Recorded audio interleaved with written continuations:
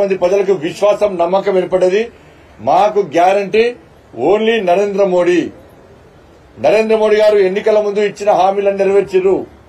దేశ భద్రత విషయంలో, ఈ దేశాన్ని కాపాడే విషయంలో 370 ఆర్టికల్ రద్దు గాని, సిఏఏ విషయంలో గాని, త్రిపుల్ తలాక్ విషయంలో గాని, అయోధ్యలో రామ మందిర విషయంలో గాని, ఈ దేశంలో పేదలకు సంక్షేమ పథకాలు అందిస్తున్న విషయంలో గాని, అన్ని రాష్ట్రాలను సమానంగా చూస్తున్న విషయంలో గాని మాకు నరేంద్ర మోడీ గారే మాకు గ్యారంటీ అని ప్రజలు భావిస్తున్నారు. కాబట్టి మన నరేంద్ర మోడీ గారు ప్రధానమంత్రి చేయాలని ఇస్తున్నారు.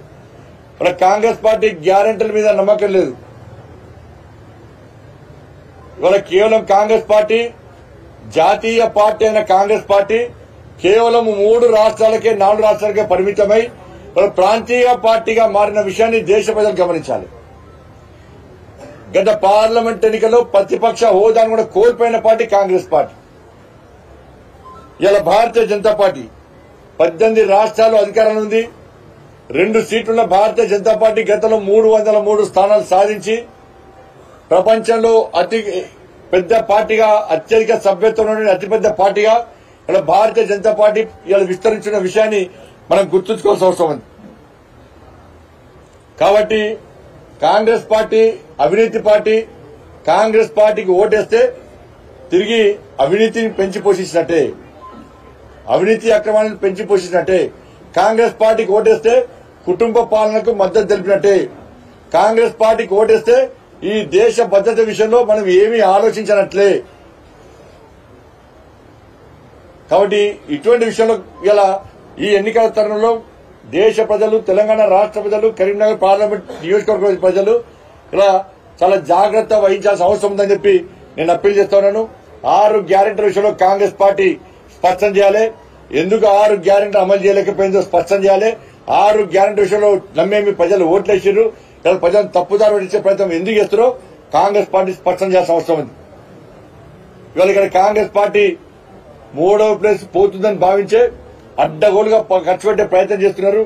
ఇవాళ మాకు చేరిన కార్పొరేటర్లు ఇద్దరు కూడా ఏ సలాభిపేక్షను పక్క పెట్టి కేవలం నరేంద్ర మోడీ గారి నాయకత్వం నమ్మి, కరీంనగర్ అభివృద్ధిని నమ్మి ఇలా భారతీయ జనతా పార్టీలో చేరారు. కాబట్టి వాళ్ళ మనస్ఫూర్తిగా వారిని అభినందిస్తూ వాళ్ళు స్వాగతిస్తున్నాం. బీఆర్ఎస్ పార్టీ కేసీఆర్ అనే వ్యక్తి మళ్ళా కొత్త దుకాణం చేసిండు. మళ్ళా ప్రజలు నమ్మించి మోసం చేసే ప్రయత్నం చేస్తున్నాడు. ఆయననట మోడీ గారు అరెస్టు చేయాలని చూసిండట. ఇలా అవినీతిని నరేంద్ర మోడీ గారి ప్రభుత్వం ఎట్టి పనిలో సహించదు. ఇలా కేసీఆర్ కి ఎందుకు భయం పుట్టుకున్నది? ఇలా కేసీఆర్ అవినీతి పరుడు కాబట్టి, ఆయన కుటుంబం అవినీతి పాల్పడుతుంది కాబట్టి ఇలా సిబిఐని రాకుండా ఉత్తర్వులు జారీ చేసినటువంటి ప్రభుత్వం బీఆర్ఎస్ పార్టీ ప్రభుత్వం. అటువంటి ముఖ్యమంత్రి కేసీఆర్.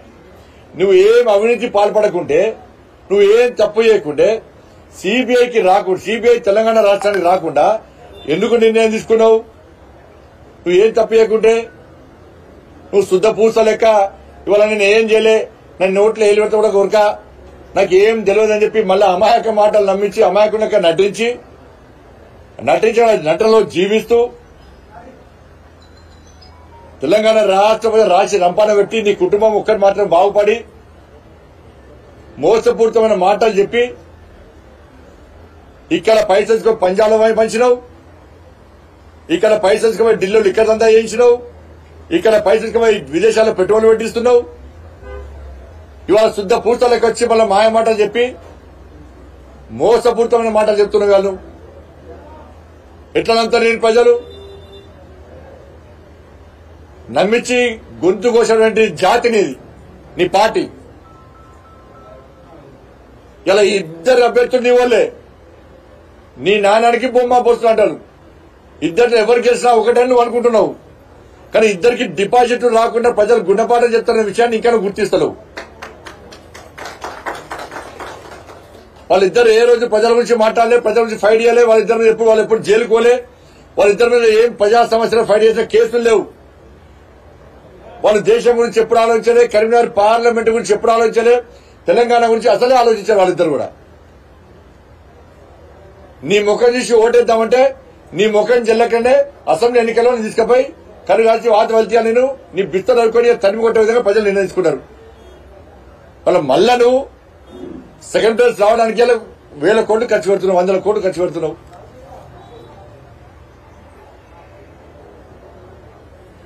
అంటే నువ్వు పెద్ద నీ కుటుంబం నువ్వు అవినీతి పార్టీ మీది. కానీ బీఆర్ఎస్ కాంగ్రెస్ పార్టీ ఇద్దరు కూడా అప్పుడప్పుడు కొంతమంది నా మీద ఆరోపణలు చేస్తున్నారు, నా మీద కూడా అవినీతి ఆరోపణలు చేస్తున్నారు. నేను ఒకటే సవాల్ చేస్తున్నా, కాంగ్రెస్ పార్టీ గాని బీఆర్ఎస్ పార్టీ నాయకులు గాని మీరు శుద్ధపూసలు అయితే, మీరు ఏం అవినీతి అక్రమాలు పాల్పడలేదంటే మీరు సిబిఐకి లేఖ రాయండి. చలో నేను కూడా లేఖ రాస్తా. మన ఆస్తి పాస్తుల మీద, మన అక్రమ సంపాదన మీద, బినామీ ఆస్తుల మీద చర్చకు మీరు సిద్ధమా, నేను సిద్ధం, మీరు సిద్ధమా? నా మీద ఆరోపణలు అక్కడక్కడ ఆరోపణలు చేసే నాయకులారా, నేను సిద్ధం, మీరు సిద్ధమా? రాయండి, సిబిఐకి లేఖ రాయండి, లేకుంటే రాష్ట్రంలో సిట్టింగ్ చేస్తూ విచారణకు సిద్ధం కండి. సిగ్గుండాలే మాట్లాడినప్పుడు ఏది పడితే అది ఆరోపిస్తే ప్రజలు నమ్మరు. కాంగ్రెస్ పార్టీలు బరిదగించి మాట్లాడుతున్నారు. సేమ్ గతంలో కేసీఆర్ కుటుంబం, కేసీఆర్ కొడుకు ఎట్లా మాట్లాడిరో సేమ్ కాంగ్రెస్ పార్టీ రాష్ట్ర ముఖ్యమంత్రి గారి నుంచి కింది స్థాయి వరకు అదే భాష మాట్లాడుతున్నారు. అసలు కాంగ్రెస్ పార్టీ ఎక్స్పైర్డ్ పార్టీ, అది డేట్ అయిపోయింది. అది మనమైనా మందు కొనుక్కుంటే, రోగం వస్తే మందు కొనుక్కుంటే దాని మీద ఎక్స్పైర్ డేట్ చూస్తాం. మనం చూసి ఎక్స్పైర్ అయితే తీసుకుపోయి చెత్తపట్లో పడేస్తాం. కాంగ్రెస్ పార్టీ పరిస్థితి అదే.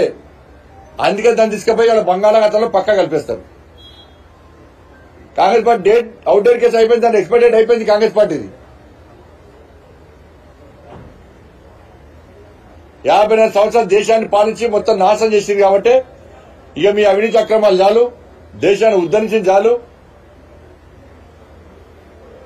కాబట్టి మీరు వద్దని చెప్పి ప్రజలు చీదర్చుకునే పరిస్థితిలో ఉన్నది కాంగ్రెస్ పార్టీ. కాబట్టి దయచేసి మేము విజ్ఞప్తి చేస్తున్నా, మాయ మాటలు, మోసపూరితమైన మాటలను మీరు మోసపోకండి. వాళ్ళు అక్రమంగా సంపాదించిన పైసలతో గెలిచే ప్రయత్నం చేస్తున్నారు.